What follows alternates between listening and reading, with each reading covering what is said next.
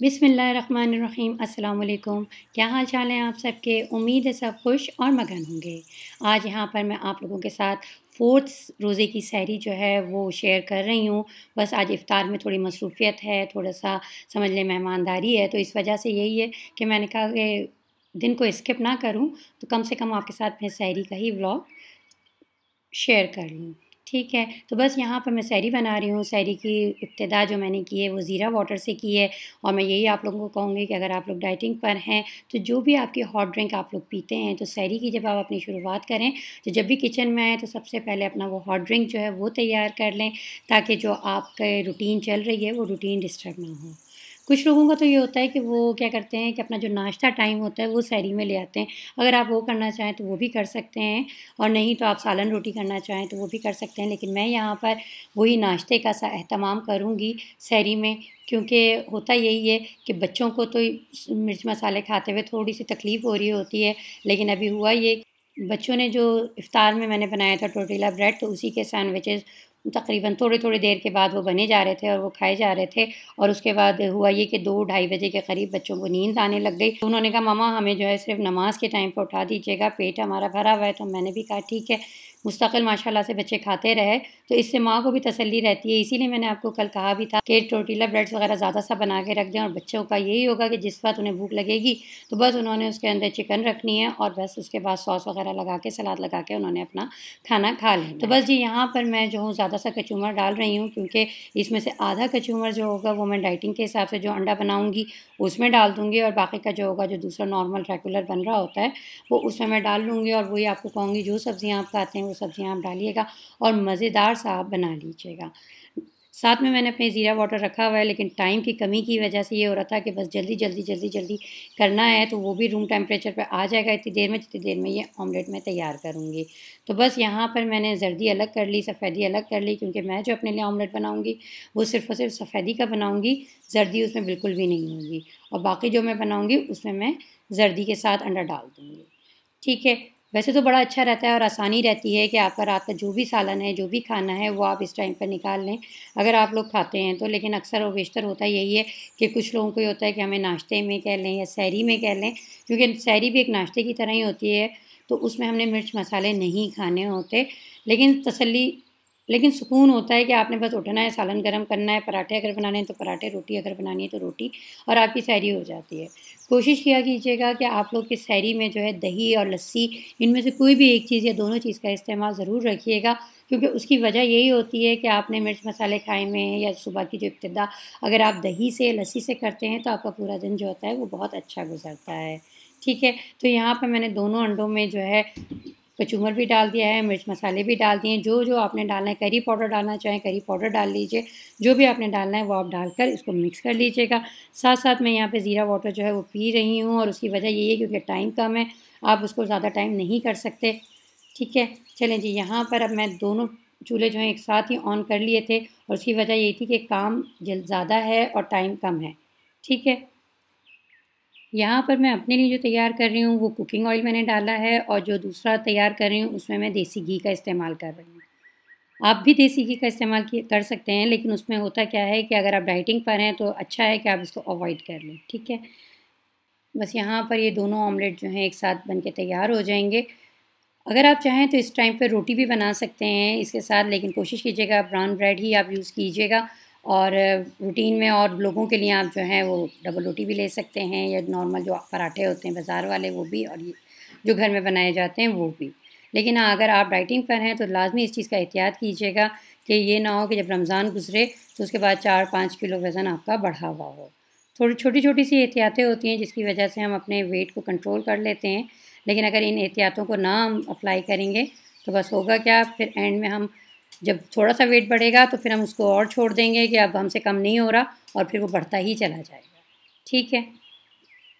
बस जी यहाँ पर हमारा मज़ेदार सा ऑमलेट जो है वो तैयार हो गया है, सहरी हमारी कंप्लीट हो गई है, और टाइम हमारे पास भी कम रह गया है। तो बस अगर आप चाहें तो यहाँ पर अगर टाइम कम है तो फिर ओट्स वग़ैरह के जो सीरियल होते हैं आप वो भी इस्तेमाल कर सकते हैं, लेकिन कॉर्न्स के नहीं कीजिएगा, क्योंकि कॉर्नफ्लेक्स जो होते हैं वो वेट गेन करने में बहुत हेल्प करते हैं। तो बस थोड़ी छोटी-छोटी सी बातें हैं जिनका ख़्याल रखना बहुत ज़रूरी हो जाता है, अगर समझा जाए तो। यहाँ पर बस अब मैं ब्रेड्स के पीसेस जो हैं उनको टोस्ट कर लूँगी, क्योंकि वही बात है कि अगर आपने डाइटिंग पर हैं तो आप उसको ब्राउन ब्रेड भी यूज़ कर सकते हैं। ब्राउन ब्रेड अगर यूज़ नहीं करनी या नहीं है तो फिर आप उसको खाली चमचे से भी खा सकते हैं, लेकिन अवॉइड कीजिएगा कि आपने सफ़ेद वाली ब्रेड नहीं यूज़ करनी है, ठीक है? क्योंकि इसमें निरा मैदा होता है और मैदा से क्या होता है, आपका वेट गेन होता है। बस यहाँ पर हमारी जो सहरी है वो तैयार हो गई है, टेबल लगाई जा रही है। और दूसरा ये कि बच्चे जो हैं वो अभी सो रहे हैं, उनको सहरी के बाद ही बस उठाऊँगी। सहरी से समझ लें अज़ान से 5 मिनट पहले, ताकि जो है वो थोड़ा-सा दूध वगैरह पी लें, पानी वगैरह पी लें। तो बस यहाँ पे मैंने अपने लिए ग्रीन टी बनाई है और साथ ही मैंने जो दूसरी नॉर्मल हमारी दूध की चाय होती है वो बनाई है। लस्सी का इंतज़ाम मैं आपको यही कहूँगी कि दही या लस्सी जो है वो सहरी में लाज़मी रखिएगा। जब आप सहरी कर लें तो आपने क्या करना है, 3 इलायचियाँ जो ग्रीन कार्डेमन होती हैं वो उसको अगर हम खा लेते हैं तो क्या होता है, पूरा दिन हमें प्यास नहीं लगती, क्योंकि अभी गर्मियों के रोज़े हैं तो लाज़मी सी बात है कि प्यास लगती ही है। तो 3 इलायचियाँ खाने में मैं नहीं समझती ना तो कोई टाइम लगता है और ना ही ये कि कोई इसका टेस्ट ख़राब है, ठीक है? तो बस ये यहाँ पे मैं सहरी करती हूँ और फिर आपसे मुलाकात होती है एक अच्छी बात के साथ। बिस्मिल्लाहिर्रहमानिर्रहीम। अर्रहमान अल्लमल कुरआन खलक़ल इंसान अल्लमहुल बयान अश-शम्सु वल क़मरु बिहुस्बान वन-नज्मु वश-शजरु यस्जुदान والسماء رفعها ووضع الميزان ألا تطغوا في الميزان وأقيموا الوزن بالقسط ولا تخسروا الميزان والأرض وضعها للأنام فيها فاكهة والنخل ذات الأكمام والحب ذو العصف والريحان فبأي آلاء ربكما تكذبان خلق الإنسان من صلصال كالفخار وخلق الجان من مارج من نار فبأي آلاء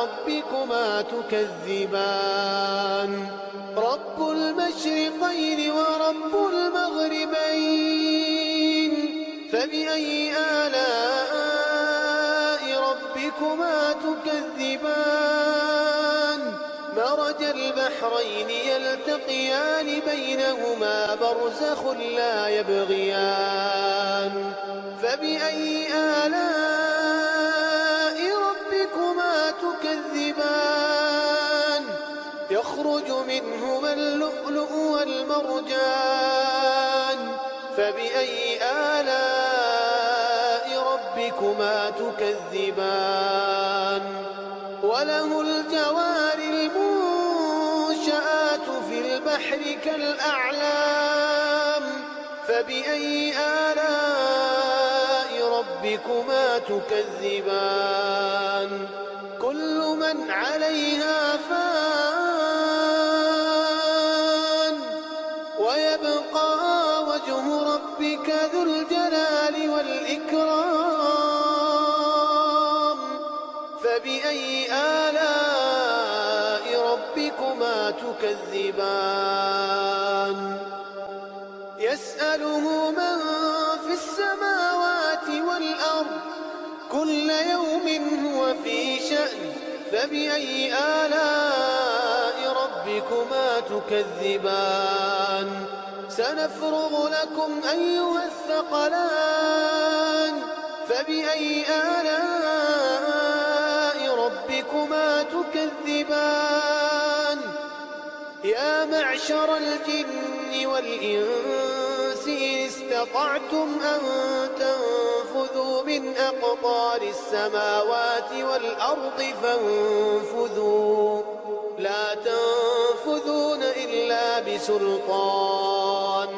فبأي آلاء ربكما تكذبان يرسل عليكما شواظ من نار ونحاس فلا تنتصران فبأي آلاء ربكما تكذبان فإذا انشقت السماء فكانت وردة كالدهان فبأي آلاء ربكما تكذبان فيومئذ لا يسأل عن ذنبه إنس ولا جان فبأي آلاء ربكما تكذبان يعرف المجرمون بسيماهم فيؤخذ بالنواصي والأقدام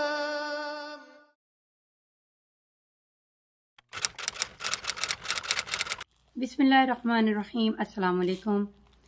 एक अच्छी बात के साथ आपके साथ हदीस है, एक शख्स ने आप सल्लल्लाहु अलैहि वसल्लम से अर्ज की, मुझे नसीहत फरमाए। आपने इरशाद फरमाया, गुस्सा ना करो। इसने बार बार मजीद नसीहत की दरख्वास्त की। आप सल्लल्लाहु अलैहि वसल्लम ने हर बार इसे इरशाद फरमाया, गुस्सा ना करो। लेकिन सिर्फ एक दफ़ा प्यारे नबी सल्लल्लाहु अलैहि वसल्लम ने उसे नहीं कहा कि गुस्सा ना करो।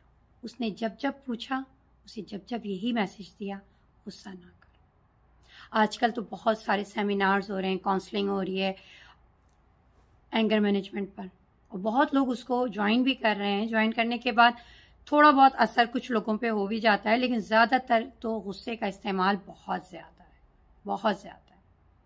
हमारे यहाँ आप देखा जाए तो शराब पीना हराम है, जिना करना हराम है, गुस्सा उसको हलाल करा हुआ है, वो भी हराम है।